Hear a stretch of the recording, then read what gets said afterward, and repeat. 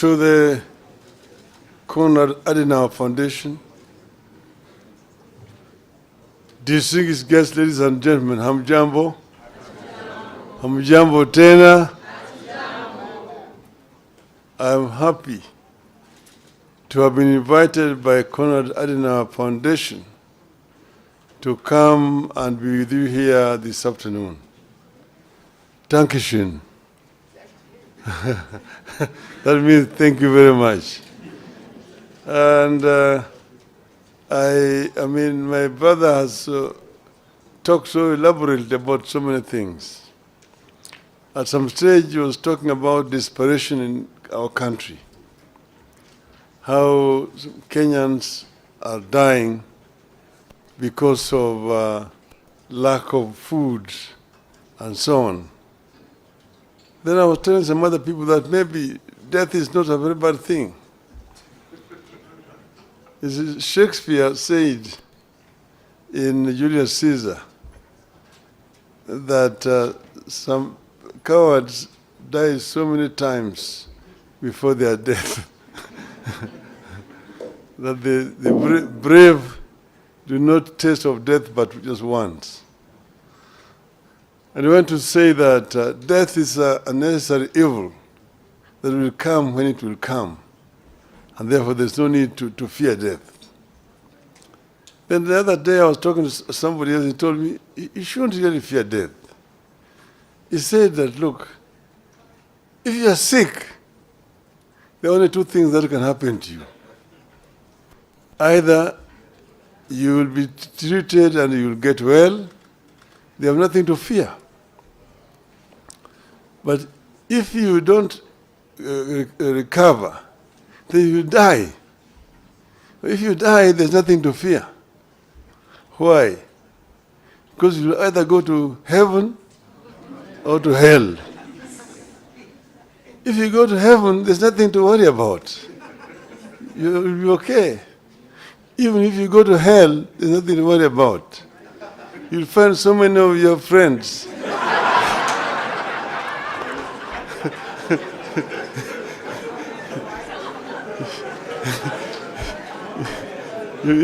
So spend a long time just greeting them. How are you? How have you been here? Before your time for the fire comes. So therefore, don't fear. You have nothing to fear as Kenyans. We will succeed in the long run. Now, I think this foundation has done a very good thing to choose to hold this conference. And they have told me that they're going to make it an annual event.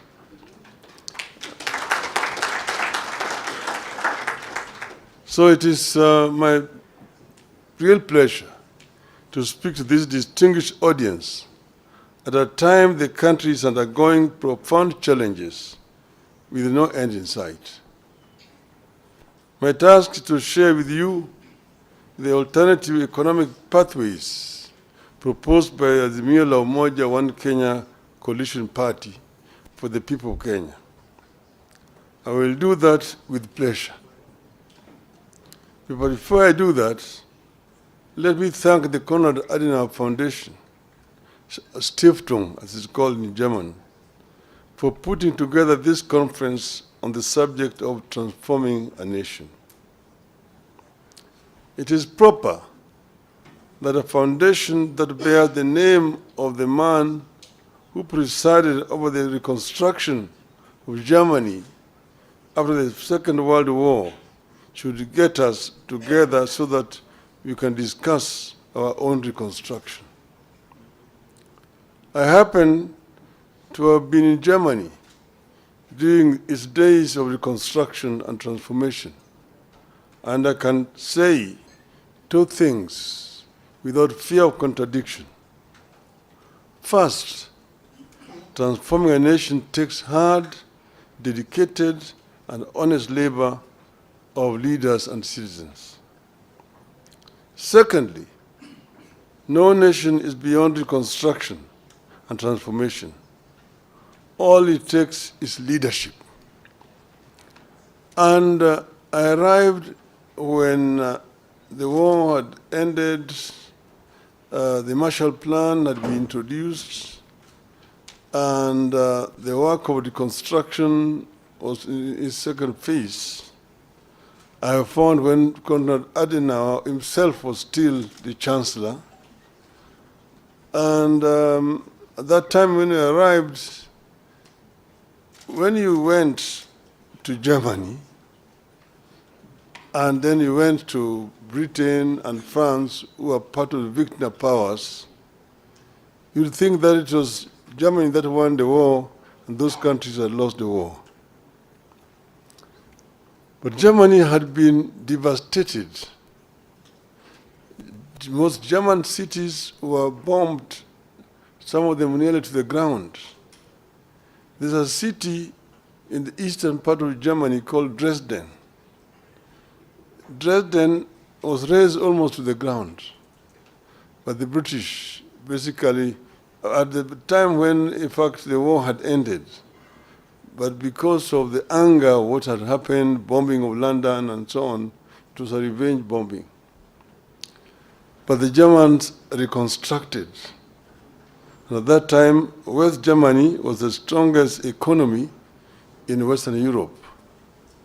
And East Germany was also the strongest economy in Eastern Europe at that time. That was basically because of hard work. I want to say that a year after our election, if you ask Kenyans, are you better off today than you were at the time, this time last year? The answer will be obvious, that we are in a deep hole.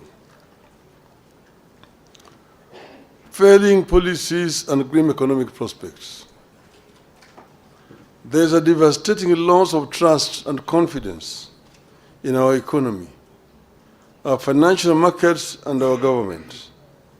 We are caught in a cycle where reduced spending power leads to loss of jobs, which leads to even less spending, where the people can't borrow because rates charged are too high, yet lack of borrowing slows growth and leads to even less credit. Credible data collected and published by the government confirms all this grim news. And this meeting is taking place as a day after the State of the Nation address by the President.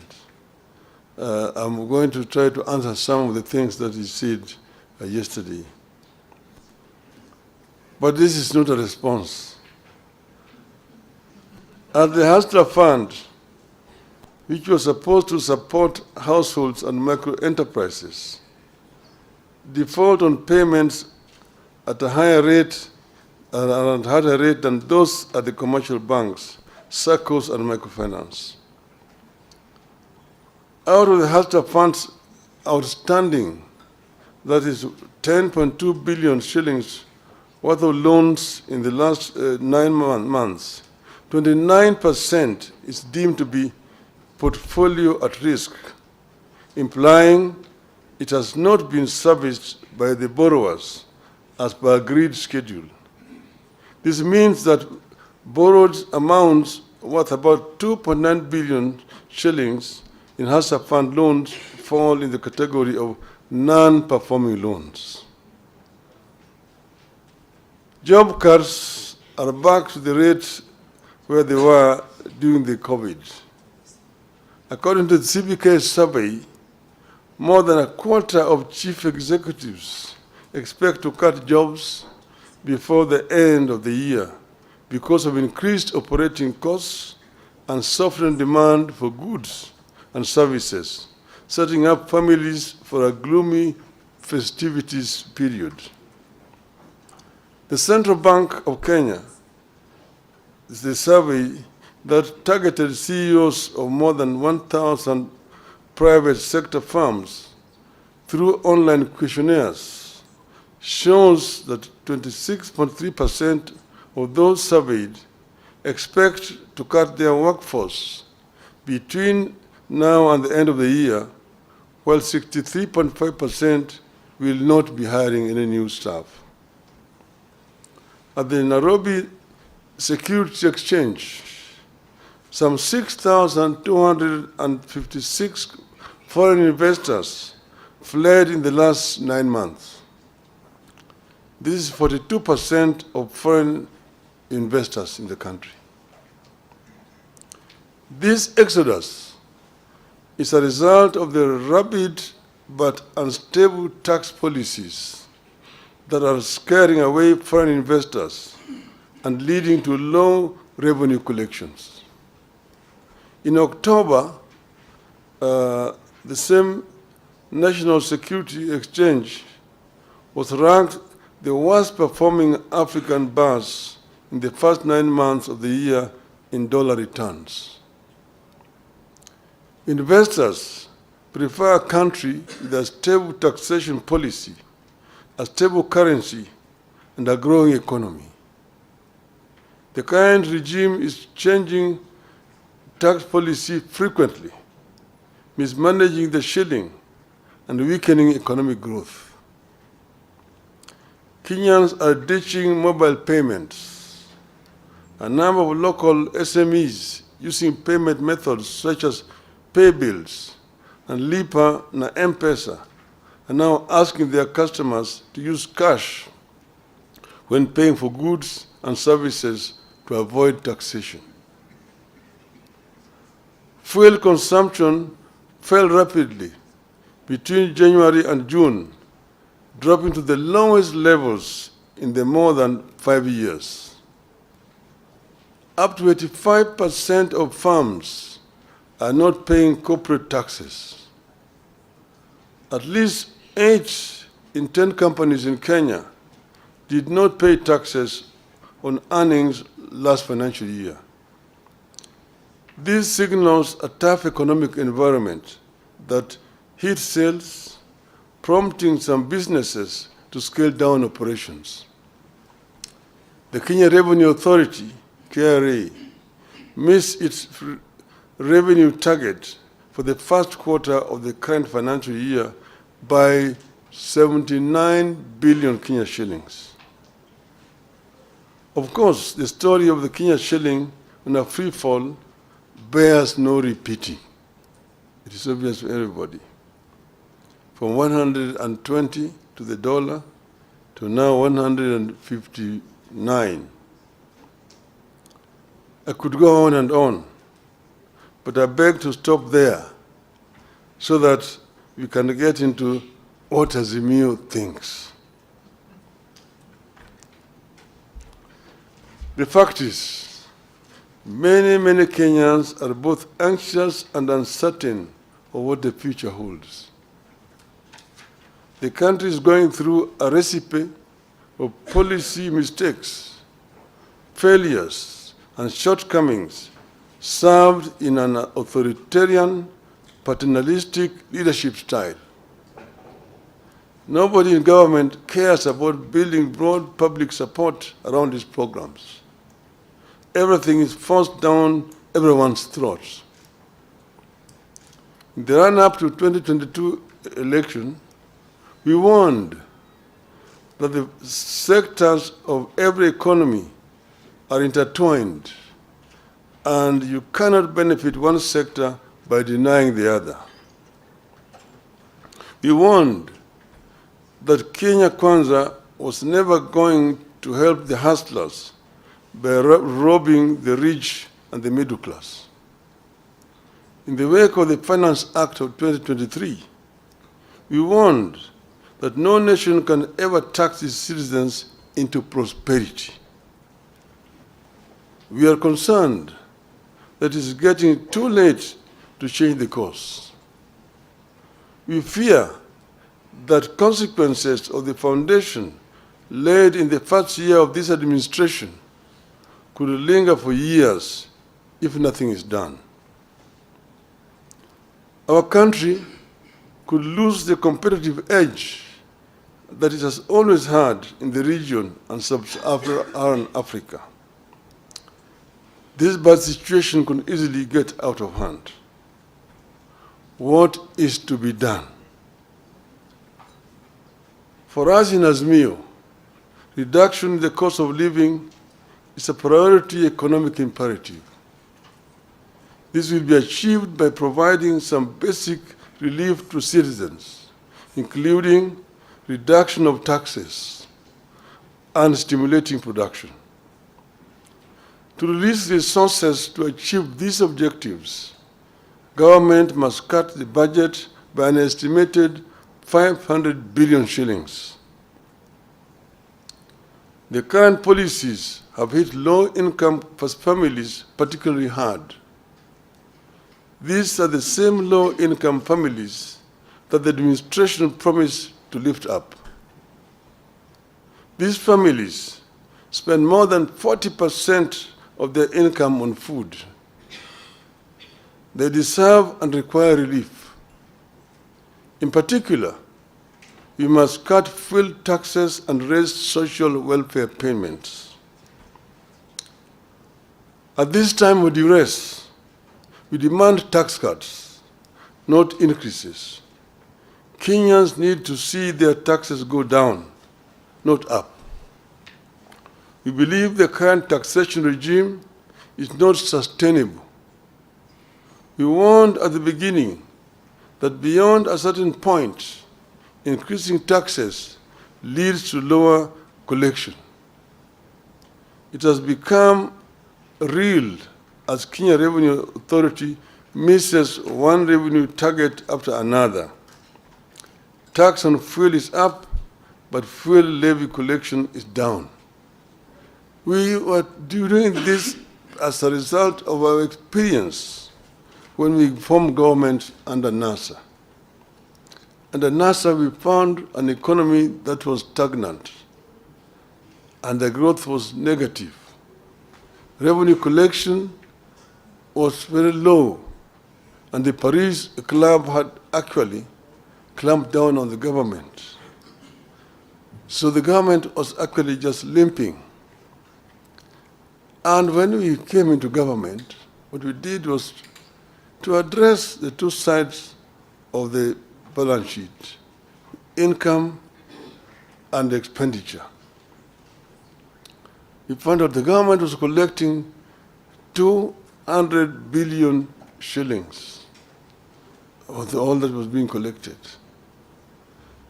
We looked at the sources of revenue, customs duty, income tax, the VAT, and so on. And then the other side, expenditure, how they were procuring. You looked at revenue officers, those officers in the customs, in the income tax department, in the VAT, and procurement officers in all the ministries. They were the boys in town. They're the ones who are buying apartment blocks in town, the ones who are driving the latest models of cars, Mercedes, Toyota, what have you. They're the ones who are building castles in rural areas. They're the ones who are building high-rise buildings in village markets. If you did a lifestyle audit, you're able to catch them. And we did lifestyle audits and caught very many of them. We sacked some we sent to jail. And all of a sudden, revenue rose up. From 200 billion shillings within the 6 months from January to June, we went up by 100 billion shillings. We collected 300 billion shillings. So we said, the answer is not to increase taxes, but to spread out, widen the net, and lower the taxes, and we get more revenue. The following year, it went 500 billion, 700 billion, 900, we reached 1 trillion. We were able to finance most of our budget from local resources without having to borrow from donors. 95% of our development expenditure was coming from local revenue. And that's why we were advising the inadvisable that you don't have to increase taxes to get revenue. Procurement, because you can raise revenue, but it all just goes into people's pockets. We found that under Moi, there was a procurement law which says that any item above 100,000 shillings are to procure competitively. In other words, you are to advertise in at least 3 newspapers. And there must be at least 3 bidders, and you procure competitively. Each and every ministry has a procurement officer seconded from the Treasury who was in charge. We found that each procurement officer had 3 companies registered. And there was a kind of a cartel and a collusion. The one in Ministry of Finance is supplying Ministry of Education. The one in Education is supplying health. One is health is supplying roads. One road is supplying agriculture. And if you are the tender, there will be 3 companies. All those 3 belong to one person. And of course the building, the commission, which is shared among various commission officers. An item that's supposed to be procured at 100,000 shillings goes for 5 million shillings. And that's where the money is being lost. These ones, again, we did lifestyle audit. We sacked some of them. We jailed some of them. The government was now procuring competitively. And that is how we manage that economy. So you need to stimulate production. Interest rates need to come down in order to stimulate economic activity. This is particularly urgent and critical, given that in the Finance Act of 2023, the regime is pursuing higher spending and taxes for the next 2 years. Businesses will obviously pass the costs to consumers, worsening the cost of living further. We needed to invest in direct relief to individuals through programs that put money directly into the people's pockets, which is why we asked the Kenya Kwanza to continue with and expand the Kazi Mtaani program. And it can be expanded the way we did it ourselves there, Kazi kwa vijana, to the rural areas as well. Investment in labor-intensive programs like road construction, rural water systems, afforestation, and so on. This has proven over the years to yield positive results. We believe that putting money into construction of schools' infrastructure would yield better returns than the construction of houses through taxation. Kenyans deserve a raise in the average minimum wage. We should also stop mismanagement of public finances. The country must embrace better fiscal discipline. We do not have to increase our budget in order to look important. State departments with overlapping functions need to be scrapped. Why do we have coordination of international development partnerships at both the Deputy President's Office and the Ministry of Foreign Affairs, complete with budget lines, while the National Treasury also runs an external resources department? At the same time, we need to stop duplication of devolved functions at national level. You have a situation where the national government is competing with the counties in several other functions which are constitutionally devolved. like health, like agriculture, like water, and so on. Why should the national government be the one procuring fertilizers and distributing it to the county government when agriculture is devolved? How about drugs and so on? A few weeks ago, the controller of budget told the country that the National Treasury over-budgeted salaries of state officers, including hers, by 3 times, leading to the loss of over 1 billion shillings. The controller of budget detailed how the Treasury has been over-budgeting salaries of senior government officials through the consolidated fund services. So far, nobody has been made to bear responsibility for this budgeted corruption. We know very well that regional authorities duplicate county functions. Where do we retain them? Complete with budgets. To those doubting Thomases within the regime, these measures above will release the estimated 500 billion shillings required to bring back the economy on an even keel. Realistic debt management. Currently, Kenya is caught in a debt rut where it has resorted to borrowing more to repay debt.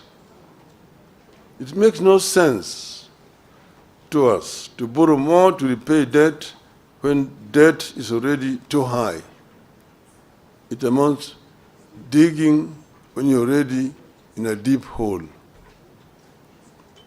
Our position is that the National Treasury ought to ask creditors to push up payments falling due to a future date rather than keep paying it. This is what people do when they have a crunch in their finances, but know they can pay later when their income is higher. Rescheduling debt is not at the same time as the same thing as debt default. People default when they are bankrupt. Kenya is not bankrupt. Kenya should not default. By rescheduling debt payments falling due, the government can forgo punitive taxes and create room for critical social and economic spending. In conclusion, 1 year on since the inception of new government, this is the time to reset the economic policy broadly. And you're not going to set this broadly by mere rhetorics, by talking and making promises to the people, empty promises. The effectiveness of government by key initiatives, including the Hatta Fund, should be reviewed by a forum comprised of the government, political parties, the business community, and the civil society. This is what should be happening. And if this happens, we will be able to come up with proper solution to the problem that we are facing today. The government today is living in denial. If you listen to the State of the Nation address yesterday, if you are talking to some people who are living in planet Moon, you are not being realistic to problems confronting this country. And these problems must be confronted frontally, not by trying to give diversions here and there. We have said today that the cost of living is real and is killing the people. It has to be addressed if you are going to actually relieve the plight of the people of this country. This is our position as Azimio. Now, finally, Madam, you've written there, Raila Odinga ran for presidency 5 times and lost 5 times. In other words, and each time he complained that he did not lose. I accepted losing elections in 1997. I said I'd lost and accepted. In 2007, the jury is out there. Everybody knows what happened. 2013, everybody knows. 2017, people know. 2022, some of you are around in the country. The so-called Independent Election Appointed Commission had 7 commissioners. Out of those 7 commissioners, 4 said no. 3 are the ones who said yes. But 4 said no. And they even have come before the Kalonzo team and have said no. And they've said that the chairman erred, that up to now he has not published the results of the elections in accordance to the law. And to me, they say that 4 is bigger than 3. If the majority say that I won the elections, I cannot say I lost it. And that's why, irrespective of what the Supreme Court said, I thank you very much.